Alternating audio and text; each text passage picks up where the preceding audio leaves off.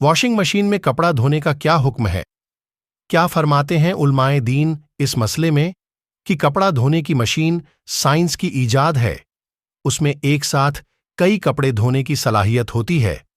इसी बुनियाद पर नापाक और पाक कपड़े एक साथ उसमें डालकर धो लिया जाता है, और धोबी के यहां भी नापाक और पाक कपड़े साथ मिला दिए जाते हैं। फिर उन्हें धोया जाता है। पाकी की कैफियत का इल्म नहीं होता। ऐसी सूरत में मशीन और धोबी के हाथ धोए कपड़े को पाक माना जाए या नहीं? क्या इस कपड़े में नमाज जायज़ है?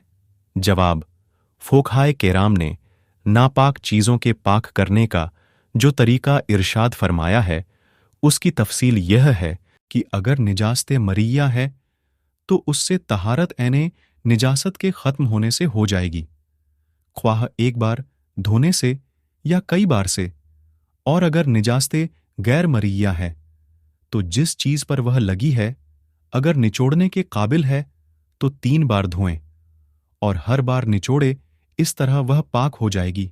और फतावा आलमगीरी के इन इबारात से यह बात मालूम होती है कि वॉशिंग मशीन में धोए जाने वाले कपड़ों पर अगर निजासत मरिया यानी दिखने वाली निजासत लगी हो और वह धोने से ख़त्म हो गई तो कपड़े पाक हो गए और उनका पहनना जायज़ और उसमें नमाज दुरुस्त है। और अगर निजासत ख़त्म नहीं हुई तो उससे नमाज नाजायज़ है।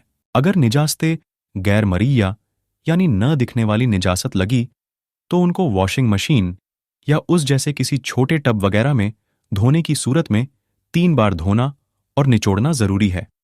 अलबत्ता वॉशिंग मशीन में पाक करने का एक तरीका यह भी है कि कपड़ों को धोने के बाद मशीन में लगे नीचे का पाइप खोल दें, फिर देर तक ऊपर से पानी बहाता रहे और मशीन चलती रहे यहां तक कि गुमाने गालिब हो जाए कि निजासत दूर हो गई।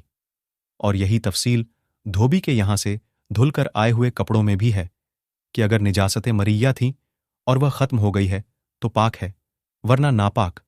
और अगर निजासत गैर मरिया थी, धोबी के धुलने से पाकी का ही हुक्म है, मगर बेहतर यह है कि पाक करके धोबी को कपड़े दिए जाएं। हुजूर सदरुश शरियह अलैहिर्रहमा फरमाते हैं, बेहतर तो यही है कि पाक करके धोबी को कपड़े दिए जाएं, और नापाक कपड़ा दिया तो धुलकर पाक हो जाएगा। मगर जबकि निजासत मरिया काबिल जवाल थी और झायल न हुई कि यूं अगर खुद भी धोता तो पाक ना होता। वल्लाहो ताला आलम। हवाला फतावा अलीमिया जिल्द नंबर 1 पेज नंबर 97। वीडियो को शेयर करें और चैनल को सब्सक्राइब करें।